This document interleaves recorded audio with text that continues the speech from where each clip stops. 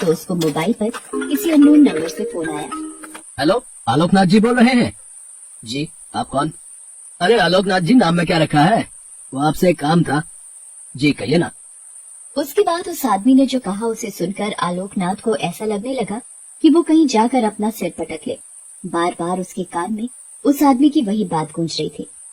अरे शर्माइए मत आलोकनाथ जी, खुलकर बोलिए ना, क्या है आपकी बीवी का रेट? देखिए, मैं आपसे तमीज से बात कर रहा हूँ और आप हैं कि मेरी पत्नी के बारे में उल्टी सीधी बातें कर रहे हैं।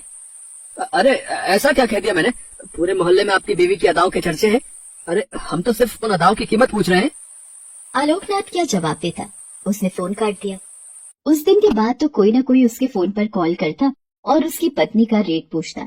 एक दिन तो मोहल्ले का एक आदमी जिसका नाम अमर था, उसने सामने से ही आलोकनाथ से ये बात पूछ दी। ये आप क्या बकवास कर रहे हैं अमर जी? भला इस तरह की बात कोई करता है क्या? आपको पता नहीं हम लोग कितने सीधे साधे लोग हैं।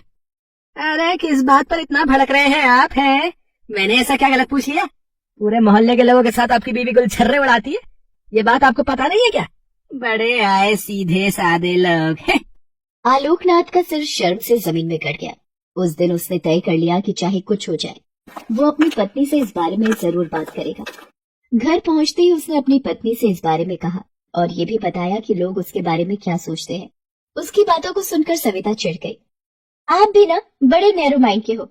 अरे औरत किसी से हंसकर बात कर ले तो ऐसा क्या गुनाह कर दिया? सविता, बात ये नहीं कि तुमने हंसकर बात की, बात ये है कि तुम्हारी हंसी का क्या मतलब लगाया जा रहा है। जिसको जो मतलब लगाना है लगाने दो। और हाँ, मेरी इस हंसी के कारण पूरे 1 साल से बिना किराए दिए इस घर में रह रहे हो। राशन वाले को राशन का पैसा नहीं देना पड़ता, दूध वाला भी फ्री में दूध दे रहा है। अगर मैं इस तरह ना हंसू बोलूं तो तुम्हारी मरिया तनख्वाह में तो सूखी रोटी भी नसीब ना हो, और छत की बात तो दूर ही समझो।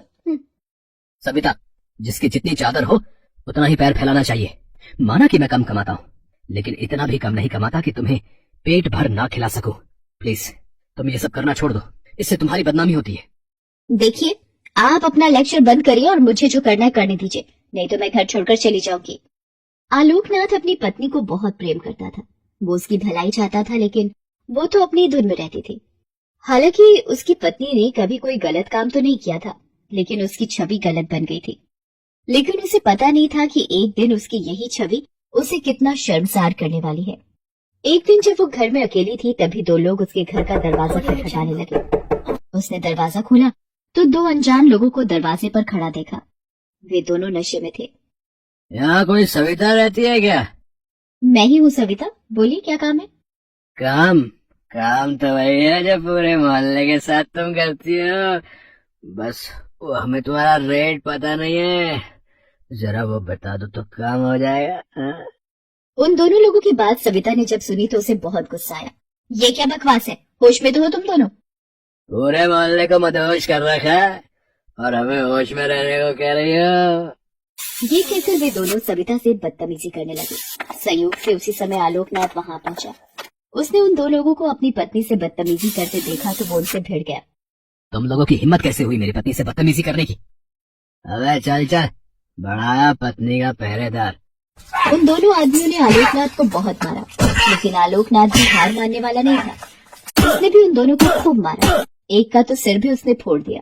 उसने भी गुस्से में आकर आलोकनाथ को चाकू मार दिया। उसके बाद दोनों भाग गए।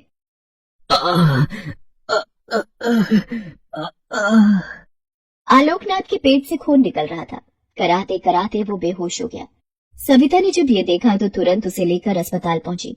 डॉक्टर ने उसका इलाज शुरू किया। पूरे 48 घंटे बाद वो होश में आया। जब उसे होश आया तो सविता उसके पैरों के पास बैठी हुई थी।